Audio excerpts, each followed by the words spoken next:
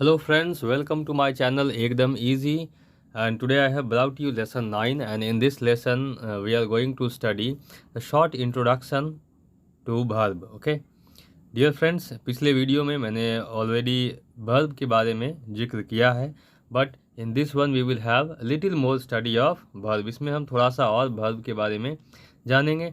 इस वीडियो में मैं आपको verb के बारे में बताऊंगा और verb के टाइप्स के बारे में भी बताऊंगा, और टाइप्स के साथ साथ मेन वर्ब क्या होता है, हेल्पिंग वर्ब क्या होता है, ट्रांजिटिव, इनट्रांजिटिव, वो सारे वर्ब के बारे में मैं बताने जा रहा हूँ आपको, जो आपको बेसिक इंग्लिश में जिसकी ज़रूरत है। ठीक है, आने वाले दिनों में in coming days I will give you a detail ये टीचिंग और detail lesson upon verb which will cover all the parts of this verb. Okay, so let's move ahead with this part at least. चलिए हम इस part को आगे बढ़ाते हैं। And the first thing that we see here कि chapter का आज के लेसन का टाइटल है वर्ब। तो सबसे पहले हम जान लेते हैं कि वर्ब क्या होता है। ठीक है dear friends, it says those words that are used to show action, position and possession are called verb. ठीक है, ये कहता है कि इंग्लिश में वैसे शब्द जो एक्शन शो करने काम आते हैं, पोजीशन शो करने काम आते हैं, और साथ ही साथ पोजेशन। एक्शन बोले तो किसी प्रकार का कोई काम जिसको हिंदी में क्रिया बोलते हैं। पोजीशन बोले तो किसी का स्थिति हो गया, हालात हो गए। ठीक है, उसका अस्तित्व मतलब दैट इज़ कॉल्ड एग्जिस्टेंस और बीइंग। ठीक है, वो भी अगर दिखाता हो कोई वर्ड तो वो वर्ब होगा। और पोजीशन आपके अधिकार में या किसी के अधिकार में क्या चीज़ है। ठीक है, तो वो दिखाने के लिए भी जो वर्ब हम यूज करते, जो वर्ड यूज करते हैं, उसे भी हम लोग वर्ब कहते हैं। That is also called verb.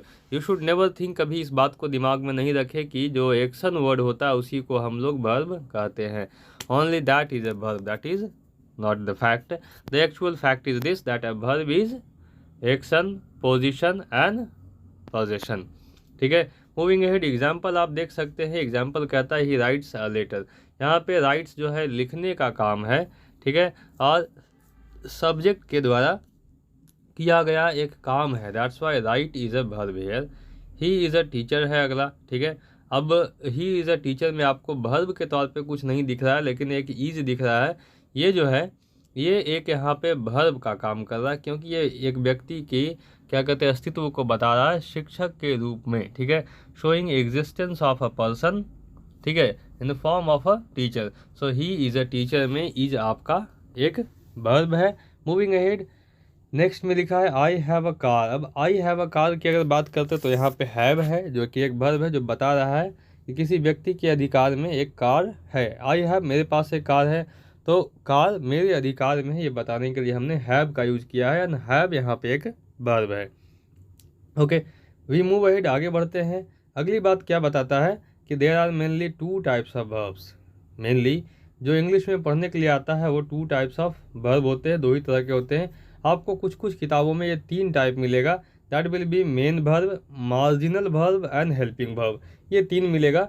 So you should not be disturbed by that. आप कम से कम दो को याद रखें। ठीक है, ये दो आपको हमेशा ही काम आएंगे। और वो दो कौन कौन सा है, एक मेन वर्ब और एक हेल्पिंग वर्ब, जिसे हम ऑक्सिलियरी वर्ब भी कहते हैं। ठीक है, चलिए कहानी आगे बढ़ाते हैं। And we have the first thing, main verb. ठीक है, अब मेन वर्ब क्या होता है, यहाँ आप देख सकते हैं मेन का मतलब भी होता है मुख्य। ठीक है, तो मुख्य क्रिया क्या, जो मुख्य काम करे सेंटेंस में, जो लीड रोल में हो, उसको हम मेन वर्ब कहेंगे। ठीक है, गौर से देखिए, the verb that shows action is called main verb. अब जो वर्ब इंग्लिश में, ठीक है, जो एक्शन दिखाने के काम आता हो और पोजीशन दिखाने के भी काम आता हो, उसको हम मेन वर्ब कह सकते हैं। That can be called undoubtedly a main verb. ठीक है, एग्जाम्पल के तौर पे she runs fast, run action हो गया। She own a house, own possession हो गया। I have a car, have possession हो गया। They possess a very nice house, ये भी पोजेशन हो गया। ये सारे वर्ड जो मैंने सर्कल किया, ये सारे के सारे मेन वर्ब हैं। You should know this. Okay, clear. And if you want to see proper list और if you want to collect this, ठीक है, तो आपको एक्शन वाले जितने भी वर्ड आते हैं, जितने वर्ब आते हैं एक्शन शो करने के लिए, वो सारा आपका मेन वर्ब होगा। ठीक है, राइट। ऐसे पढ़ना हो गया, लिखना हो गया, चलना, हंसना, खाना, दिस ऑल थिंग, अब इन सब का इंग्लिश कर लीजिए, ये सारा आपका मेन वर्ब होगा।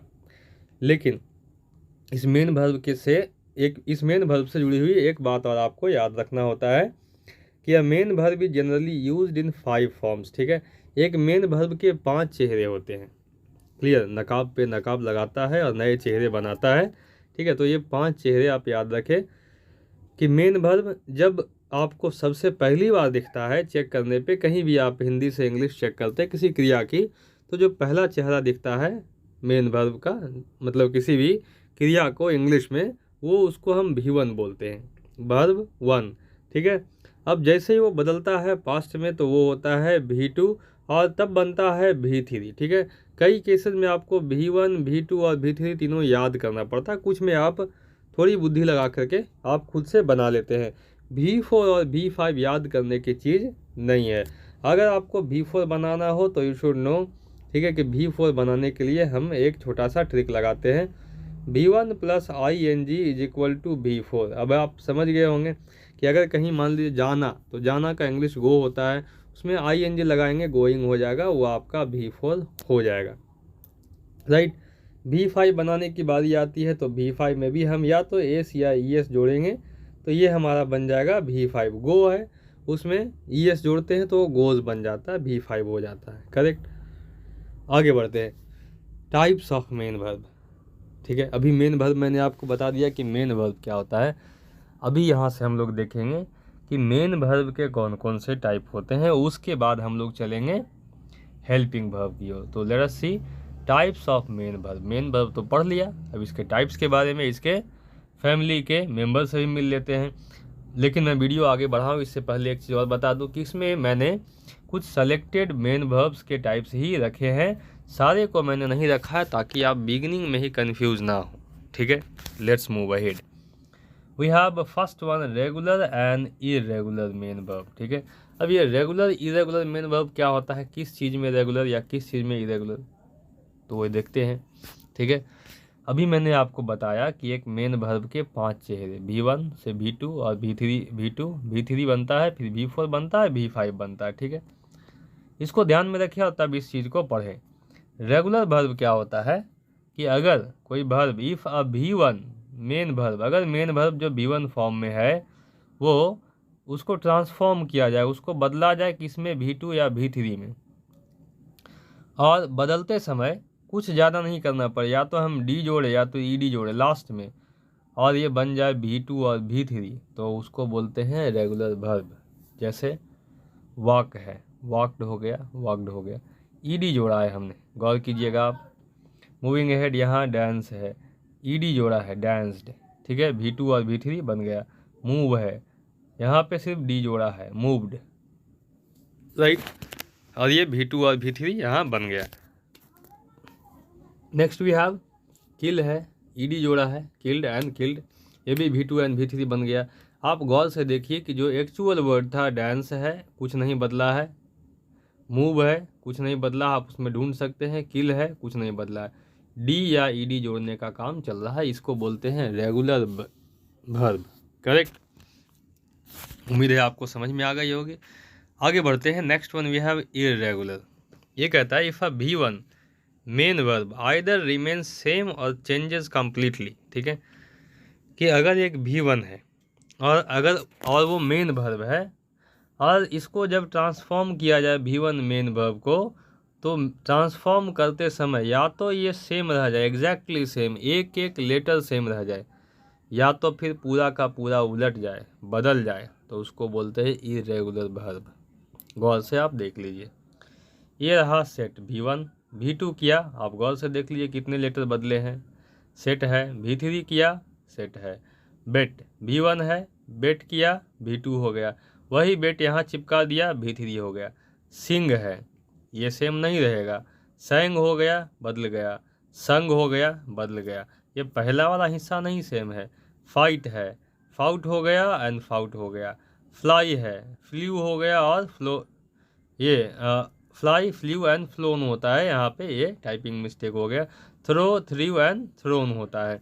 ठीक है, तो आप इसको गौर से देखते हैं तो व्हाट यू फाइंड, आप क्या पाते हैं कि कुछ में तो वर्ब जो है V1 से V2 V3 बना है तो वो एग्जैक्टली सेम है, और कुछ में पूरा का पूरा बदल गया है। तो जो दोनों सिचुएशन अगर सेम रह जाए तो भी इरेगुलर, राइट, और पूरा बदल जाए तो भी irregular. You should keep in mind. Now we move ahead.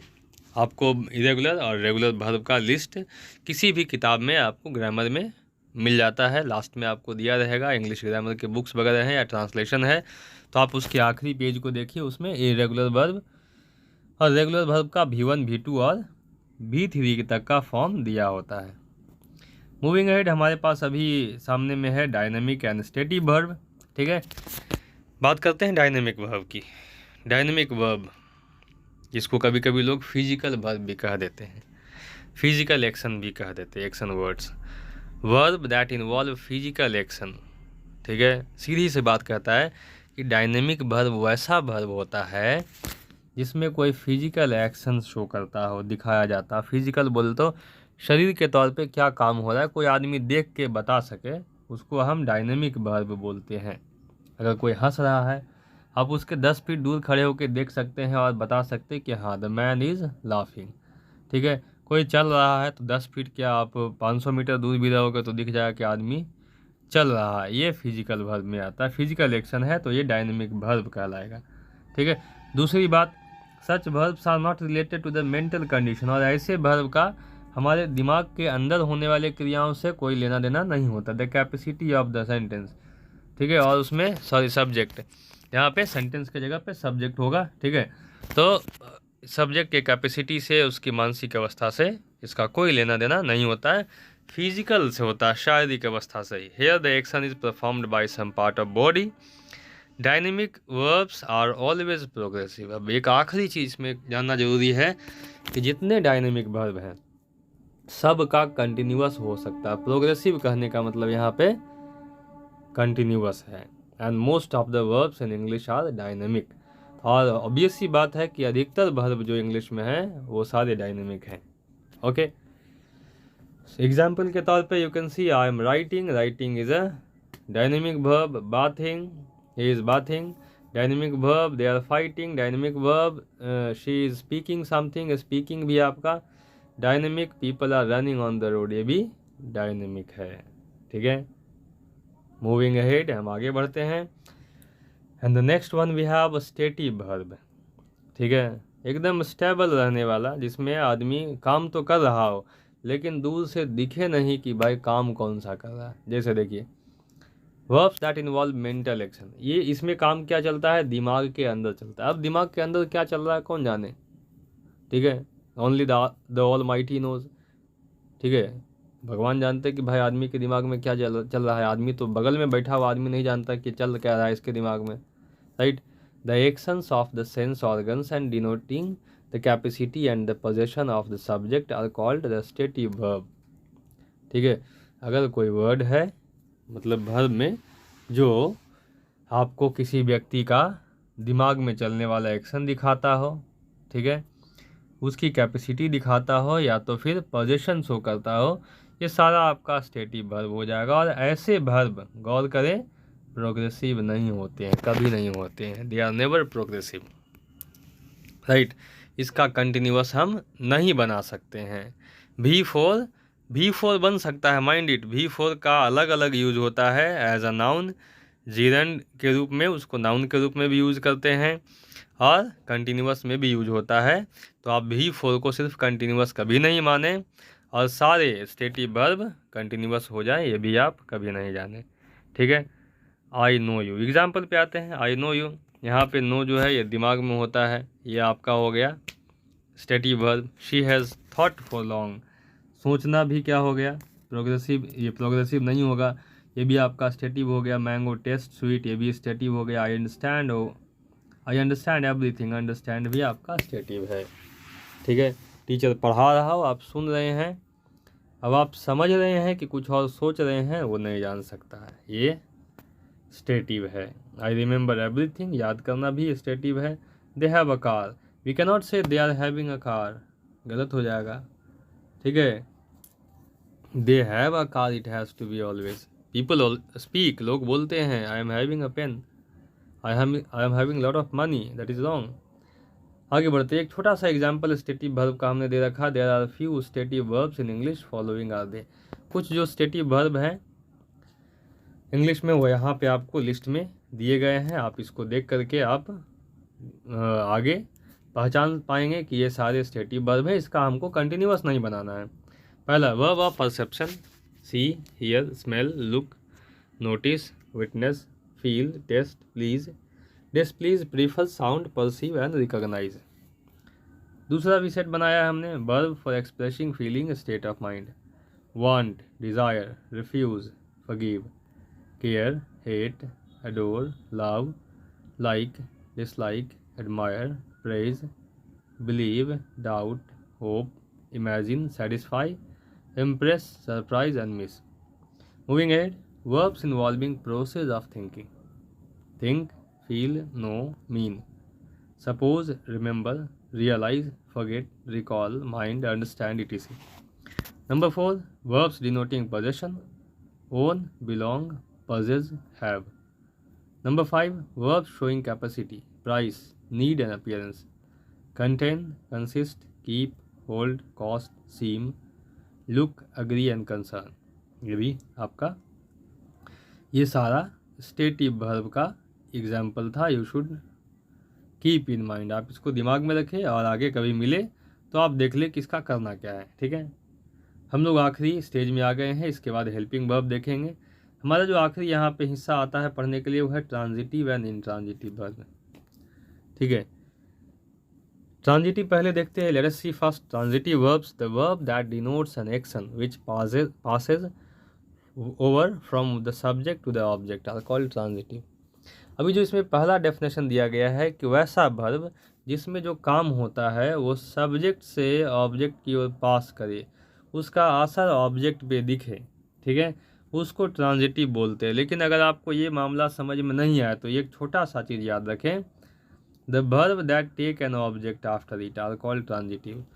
वैसा वर्ब जिसके ठीक बाद एक ऑब्जेक्ट लगा हुआ हो, सिर्फ वही वर्ब ट्रांजिटिव होगा। अब ऑब्जेक्ट क्या होता है ये आप हमारी पिछली वीडियो को देखिए। ठीक है, the sentence and its component में आपको ये मिल जाएगा, आप उसको देखिए and then you can understand object क्या होता है। अगर आपको ऑब्जेक्ट पूरा समझ में आता है तो आप ट्रांजिटिव वर्ब आराम से समझ जाएंगे। ठीक है, एग्जाम्पल के तौर पे यहाँ देखिए, ही ईट्स, वह खाता है। क्या खाता है नहीं पता है, ट्रांजिटिव नहीं है। ही ईट्स अ मैंगो, खाता है, क्या खाता है, आम खाता है। मैंगो ऑब्जेक्ट है, ट्रांजिटिव है। दे कॉल, वे लोग कॉल करते या बुलाते हैं, किसको बुलाते नहीं पता है, ट्रांजिटिव नहीं है। दे कॉल मी, किसको बुलाते तो मुझे बुलाते, ये ट्रांजिटिव है। ऑब्जेक्ट मिल गया इसलिए ये ट्रांजिटिव हुआ। अगले की ओर बढ़ते हैं। नेक्स्ट हमारे पास है इनट्रांजिटिव वर्ब। ठीक है, इनट्रांजिटिव वर्ब, अभी ट्रांजिटिव देखा जिसके लास्ट में ऑब्जेक्ट हो वो ट्रांजिटिव होगा। ठीक है, ऑब्जेक्ट नहीं हो तो इनट्रांजिटिव होगा। अभी ऑब्जेक्ट नहीं हो तो इसका मतलब ऐसा नहीं कि ही गोज लिख दिया, दे कॉल लिख दिया तो यहाँ पे कॉल इनट्रांजिटिव हो जाएगा, गोज इनट्रांजिटिव, ऐसी बात नहीं है। वर्ब के बाद कुछ और भी आ सकता है, हम ऑब्जेक्ट की बात नहीं करें सिर्फ। ठीक है, वर्ब के बाद में आपका मैनर, प्लेस, टाइम, तीनों में से कोई भी हो। ही गोज टू मार्केट, ये ऑब्जेक्ट नहीं है, intransitive. They call, intransitive. She walks in the garden, sorry in the ground, ये इनट्रांजिटिव वर्ब यहाँ वॉक्स है क्योंकि ये ऑब्जेक्ट नहीं है। They run fast, fast object नहीं है इसलिए रन यहाँ पे इनट्रांजिटिव है। I hope you understand this. आपको ये चीज़ समझ में आ गई है यहाँ तक। हम वीडियो के एकदम आखिरी स्टेज पे आ गए हैं and that is helping verb, auxiliary verb. Okay, definition क्या कहता है, the verb that helps a main verb is called helping verb और ऑक्सिलियरी वर्ब। वैसा वर्ब जो मेन वर्ब की सहायता करता हो उसको हम हेल्पिंग वर्ब कहते हैं या तो ऑक्सिलियरी वर्ब कहते हैं। अब सवाल आता है कि सर ये सहायता किस चीज़ में करता है, तो सहायता कभी नेगेटिव बनाने में, कभी इंट्रोगेटिव बनाने में, कभी एम्फैटिक बनाने में। ठीक है, ये हेल्पिंग वर्ब ही काम आता है, अलग अलग हेल्पिंग वर्ब, तो इसलिए इसको हेल्पर कहा गया है मेन वर्ब का। करेक्ट। मूविंग अहेड, ये हेल्पिंग वर्ब ये होते हैं दो तरह के। There are two kinds of auxiliary verb. Okay here one mistake I have done in the beginning of the video, ठीक है। आपको बताया कि वर्ब के 3 टाइप्स होते हैं, ठीक है। इसमें हमने मार्जिनल वर्ब कहीं पे जोड़ा होगा, आप गौर कर लीजिएगा। मार्जिनल यहाँ आता है हेल्पिंग वर्ब के कैटेगरी में आता है, प्राइमरी, मार्जिनल एंड मॉडल, ठीक है। तो मार्जिनल जो है यहाँ का हिस्सा है, लेकिन मार्जिनल को अभी भी यहाँ से हम साइड रखते हैं। आपको 2 ही जानना जरूरी है, the primary and the model, right. आप इसे जानें और आपका हेल्पिंग वर्ब पूरा कंप्लीट रहेगा। तो हेल्पिंग वर्ब 2 तरह के हो गए, एक प्राइमरी हो गया, एक मॉडल हो गया। Moving ahead, primary auxiliary verb क्या होता है भाई? तो the auxiliary that have their own subject according to syntax and take different forms of verb as the tense changes। Primary helping verb को समझिए क्या कहता है कि वैसे हेल्पिंग वर्ब जो क्या करता हो, जिसका अपना सब्जेक्ट होता हो, ठीक है। एक पर्टिकुलर सब्जेक्ट के साथ खुद बैठेगा। जैसे आई के साथ एम लगता है तो एम ही लगेगा, ही शी इट के साथ इज लगता है तो इज ही लगेगा, यू के साथ आर लगता है तो आर ही लगेगा, आप इज नहीं लगा सकते। कुछ ये पैटर्न इनके साथ चलता है। दूसरी बात क्या है, जैसे ही टेंस चेंज करेगा ये भी चेंज कर जाते हैं। प्रेजेंट लिख रहे हैं, ठीक है, he does not go to a school, जैसे ही पास्ट में जाएगा तो डज हट के डिड आ जाएगा, he did not go to a school, ये भी कहानी चलता है। तो इन सबको हम प्राइमरी हेल्पिंग वर्ब बोलते हैं। और ये टोटल आप गिन लीजिए 13 होते हैं, is, am, are, was, were, do, does, did, has, have, had, shall and will. Last पे हम आते हैं, हमारा आखिरी है model helping verb, those helping verbs that show the mode of action. वैसे हेल्पिंग वर्ब जो क्या करते हो, मोड ऑफ एक्शन दिखाते हो, या तो बोलने वाले का मूड ऑफ द स्पीकर दिखाता हो कि ये स्पीकर जो सेंटेंस बोल रहा है वो कहना क्या चाहता है, क्या भाव लिए वो बोल रहा है। If somebody says I am going to market, ठीक है, तो I am going to market में किसी प्रकार का एक्सप्रेशन नहीं आता है, ठीक है, लेकिन बोलेगा कि आई मे गो टू मार्केट। तो यहाँ पे आदमी एक एक्सपेक्टेशन, एक उम्मीद जता रहा है, संभावना है कि जा सकता है, राइट। तो वहाँ पॉसिबिलिटी दिखा रहा है, इसीलिए वो मॉडल का काम, मॉडल उसमें लगेगा। आई में गो टू मार्केट में एक मॉडल है, right. The model verbs are this many, total 13 हैं, ये सारे को हम मॉडल वर्ब कहते हैं, ठीक है।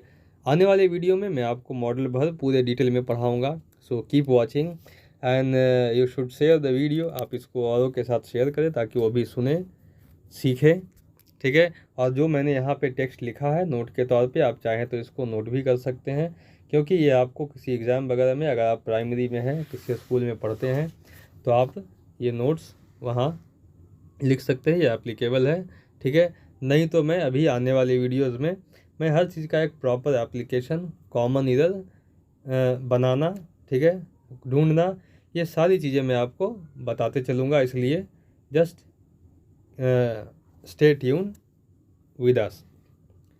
So thank you for watching the video till the end. We will meet in the next lesson, that is lesson 10. Goodbye everyone.